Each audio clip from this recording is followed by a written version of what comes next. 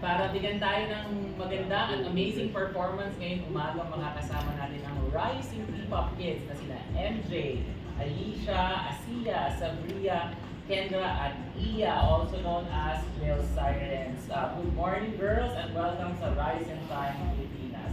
Dito mga batang ko, Good no? morning, good morning. Ang aga yung nagising. Kwento ano, sino pwede magkwento para mabutong Little Sirens? Yan, primary stage. We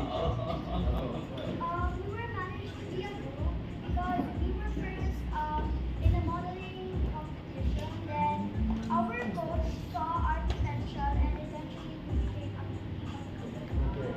Ano yung gusto mong message send or ibigay sa mga kapwa mo bata na nila-aspire na maging president?